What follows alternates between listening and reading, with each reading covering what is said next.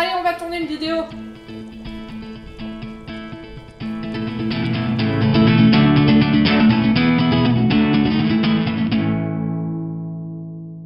Salut tout le monde, aujourd'hui on va parler de science avec les mésaventuriers de la science de Jim Jordan. Alors pourquoi on a décidé de vous parler de cette BD? Tout simplement parce qu'elle a une super histoire, l'auteur a tenu à nous la raconter et il nous a dit des trucs super intéressants, donc on s'est dit qu'on allait un peu vous en parler. Donc Jim Jordan, c'est un mec, à la base il n'est pas du tout scientifique, il est illustrateur et il travaille dans l'animation, et en fait il est très curieux, il se balade beaucoup sur Twitter et il est tombé sur un hashtag qui s'appelle Fieldwork Failed. Donc ça veut dire, si vous n'êtes pas trop anglophone, le travail de terrain a raté. C'est à peu près ce que ça veut dire. Et en fait, c'est plein de scientifiques qui s'amusent à raconter des petites anecdotes qui leur est arrivé quand ils étaient sur le terrain, des trucs un peu absurdes, un peu fous qu'on n'imaginerait pas. Jim Jordan, il a trouvé ça super intéressant et il s'est dit tiens, je vais les dessiner. Et donc il en a fait un Tumblr du même nom, donc Fieldwork Failed, où en gros il a dessiné en fait les anecdotes avec l'accord des scientifiques qui avaient raconté l'histoire.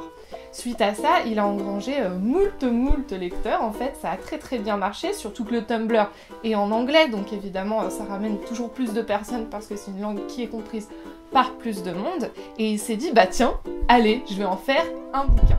Vous ne serez pas surpris, évidemment, comme toutes les belles histoires d'internet, d'apprendre qu'il a décidé de faire un crowdfunding. Donc il a demandé 10 000 € et il a réussi finalement à réunir, grâce à tous ses lecteurs et aux bouche à oreille, 32 000 €. Voilà, c'est une belle histoire.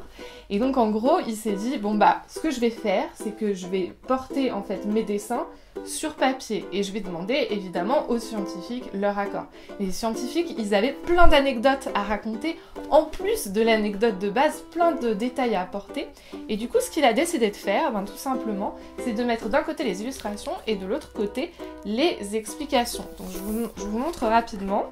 De ce côté, on a l'illustration et de ce côté-là, on a les explications du scientifique. Et en fait, l'illustration, elle vient du Tumblr et les explications, il les a rajoutées exprès pour le livre. Donc en fait, c'est comme ça qu'il a fait dans tout le bouquin. D'un côté, on a les illustrations qui viennent du Tumblr et de l'autre côté, on a les explications en plus des scientifiques. Et des fois, les scientifiques, ils avaient trop de choses à dire, du coup, il a décidé de rajouter des doubles pages d'explications. Alors, je vous rassure, les explications, elles sont illustrées aussi, c'est pas juste du texte comme ça, donc c'est pas du tout chiant. C'est tout le long méga intéressant. Ce qui est intéressant aussi, c'est que Jim Jordan, il m'a expliqué qu'en fait les scientifiques étaient vraiment contents qu'ils viennent vers eux pour leur parler de leur métier. Le truc, c'est qu'aujourd'hui, le rôle du scientifique, on a l'impression qu'il est un peu sacralisé, que c'est un peu le savoir dans sa tour d'ivoire et tout, qu'on n'ose pas trop leur parler. Et c'est dommage parce qu'en fait, ils font des trucs passionnants et ils ont moult choses à raconter. Et c'est pour ça qu'ils créent ces hashtags. Jim Jordan, il m'expliquait aussi qu'ils avaient un hashtag exprès pour montrer les carcasses d'animaux sur lesquels ils tombaient en travail sur le terrain. Enfin, être scientifique, je pense que c'est un boulot avec plein de rebondissements et plein de surprises, sauf qu'on les questionne pas beaucoup sur leur métier, et c'est dommage, et c'est pour ça que les mésaventuriers de la science, il est vraiment intéressant. Alors par contre, c'est de l'auto-édition, on l'a déjà vu, on vous l'expliquait dans notre vidéo sur le crowdfunding, l'auto-édition, parfois, c'est un peu aléatoire, en l'occurrence, il y a des petits bémols au niveau de la maquette, il manque de marge à certains endroits. Je pense que c'est moins fluide que s'il était passé par une maison d'édition, mais pour autant c'est quand même très bien. Et en plus, c'est un bouquin que vous pouvez trouver en librairie. C'est vrai que souvent les crowdfunding, le bouquin on peut l'avoir que si on a participé à la campagne.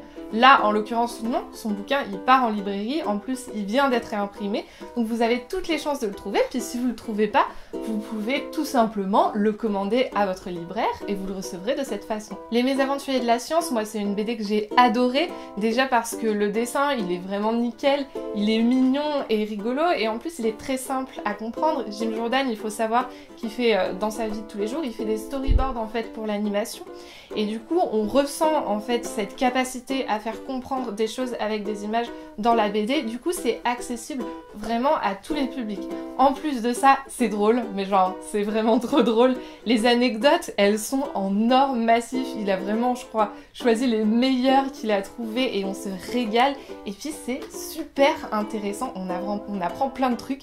Moi par exemple, j'ai été super choquée d'apprendre qu'il existe une chauve-souris qui a 2 mètres d'envergure. 2 mètres! Voilà, donc moi c'est une BD que j'ai adorée du début à la fin et Mathias aussi a adoré, on a été tous les deux très fans. Donc je vous conseille de la lire, si vous la trouvez pas, on vous met les liens pour la trouver en barre d'infos. Et puis intéressez-vous aux scientifiques, posez-leur des questions quand vous en avez l'occasion parce que ce sont des gens très intéressants. Allez, à bientôt! Le travail de terrain a raté. Et ah, mais ça a commencé! Oui, ça tourne là. Ça lui tourne 2 mètres! 2 mètres! 2 mètres! 2 mètres!